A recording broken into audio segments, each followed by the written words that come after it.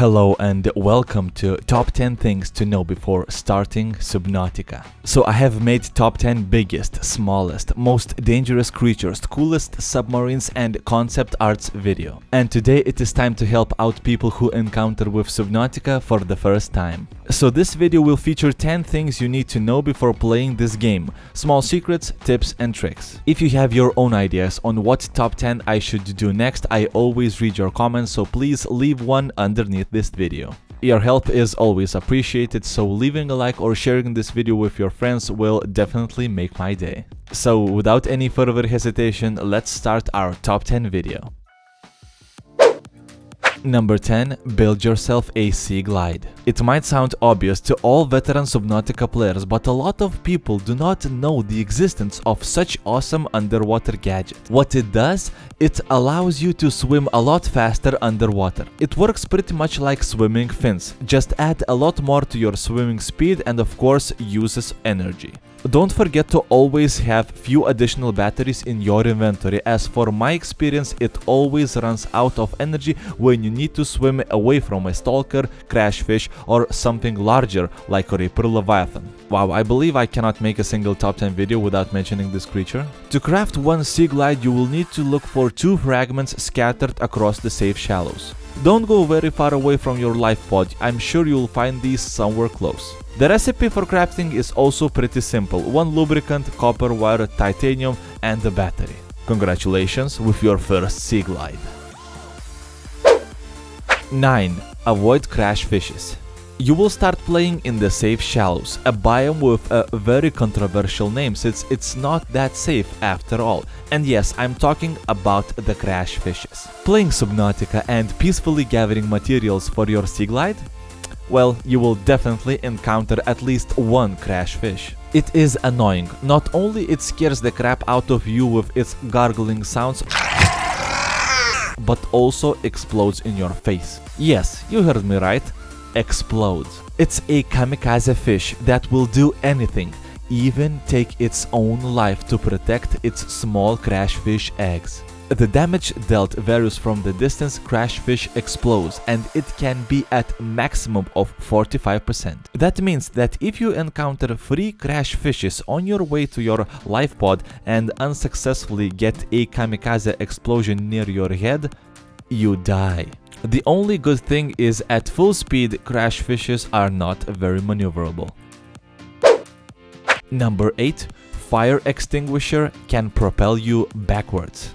You are going to use Fire Extinguisher at the very first seconds of Subnautica gameplay. It is an awesome tool to, well, extinguish fire, but it also has one more purpose. Jump inside the water and use it. You will immediately start swimming backwards since it has enough force to push you back. Now, I know that it is a cool feature and you will immediately start using it when discovered, but I encourage you not to. Why I included Fire Extinguisher in this list? For you to know about it and never use it again. Why? Just because there is literally no point in doing that, since you are always slower when propelling backwards using a fire extinguisher rather than just swimming by yourself. The speed difference is not very big and sometimes it might confuse new players who by accident discover this ability and starts using it. So don't. Number 7. Use brain coral bubbles to replenish your oxygen levels underwater. Don't get confused. Brain coral is a specific type of underwater fauna who has the ability to produce oxygen bubbles. Now, if you are in a tight situation underwater, stalker on your back, crash fish gargling nearby, and on top of that your oxygen levels are almost at 0, quickly look for a brain coral to breathe some air and get your ass out of there. Of course, they have a timer when those bubbles are produced. They are not always being spit out of the brain coral. But anyway, this is awesome thing to know since it can prolong your underwater explorations for a bit longer.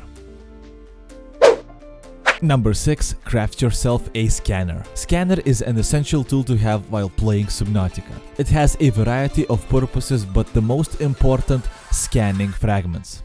You won't be able to craft yourself a sea glide without first scanning its 2 fragment pieces. It helps you to distinguish aggressive creatures from passive. Just scan a Reaper Leviathan, read the data bank entry to confirm that this creature is truly aggressive. Okay, now this was a lame joke. Don't go on an adventure to scan a Reaper Leviathan. He is going to make a stuffed potato out of you. Scanning flora, fauna, precursor technology, and many other stuff will make your game easier. Understanding which type of food has the best nutrition values, crafting yourself fastest submersibles, best gear, or bigger base rooms and junctions. Scanner should be #1 item to start an awesome Subnautica world exploration.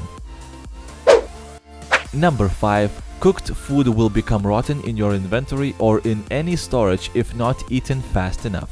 So as you have already heard, if you are the best chef in all Subnautica, just prepare the beautiful cooked pepper. Eat it as fast as you can. The thing is, cooked food always starts to lose its food and water value, leading to decomposition. It starts to decompose after approximately 2 to 3 minutes, and it is recommended to eat food while you can in early stages of decomposition, as you will still gain some hunger. If you are planning a longer trip underwater, it is better you think about cured food instead of cooked. It is a great source of nutrition and it has no expiration date. Number 4. You swim faster with no items in hands. I feel that 90% of people are actually facepalming yourself, but you would be surprised how many people still do not know about this one. Of course, it's obvious that you swim faster with your hands free instead if you have something. But again, since the speed differences is not noticeable, you might think that there is no difference. So next time, if you are not using a sea glide which consumes energy and you need to swim a short distances, just put your scanner, knife, welder, builder, or any other tool back into your backpack. Or use it and get eaten by a Reaper Leviathan. I don't care. Number 3. Often look at your oxygen levels. Oxygen levels, who needs that? It might be just my problem. When I played Subnautica for a long time using cheats like oxygen, which gives me infinite amount of time to stay underwater before suffocating.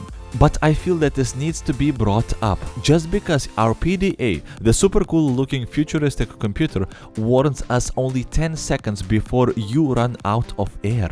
What does that mean? If you have no sea glide or no energy for the sea glide and no fins, you won't be able to survive if you are deeper than 90 meters inside the ocean. So my huge recommendation, if you don't want to suffocate in the water, have your sea moth or exosuit ready. Look for brain corals nearby or craft ultra glide fins for that sweet 30% faster swim speed. Number 2. Carrying fish can protect you from stalker attacks. Stalkers are one of the most annoying creatures in Subnautica if you of course do not know them. So there is a nice trick with these creatures. Catch a fish, it does not need to be a specific one, and hold it in your hands. Now go into Crash Zone or Kelp Forest biome, find a stalker and watch him attack you by swimming towards you. But do not move. The trick is that the stalker will, instead of attacking you, will grab the fish in your hand and for a small period of time will become your pet. Now this works not only with a fish. I have no idea why, but stalkers like metal salvage too. After you fed the stalker or gave him metal salvage, he will become peaceful and will start looking for metal salvage pieces.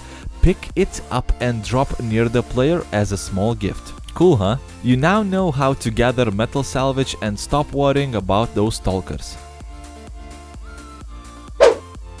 And finally, number 1. Use Propulsion Cannon to gather materials and defend yourself. For the end, I have reserved the best entry, Propulsion Cannon. I have no idea why, but this item is so underrated in Subnautica. So it is a survival game where you need to gather resources, catch fishes, construct your home to survive. The most time you will spend underwater is to gather materials to craft more items and cook food.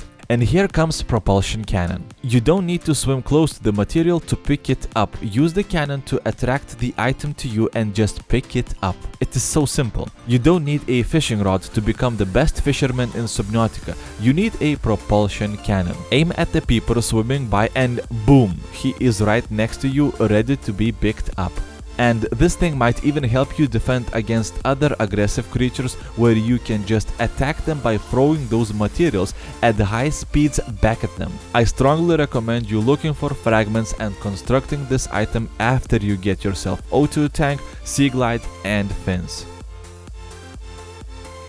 So comrades, this concludes our top 10 things you need to know before starting Subnautica. I hope you enjoyed this video, and if you did, you are always welcome to leave a like, share this video with your friends, or consider becoming a comrade today by subscribing to this channel for more awesome content. If you like to see more videos from me, don't forget to press the bell icon next to a subscribe button as shown in the video, so you will be notified when I upload a new video. And as always, I will see you all tomorrow in the next video.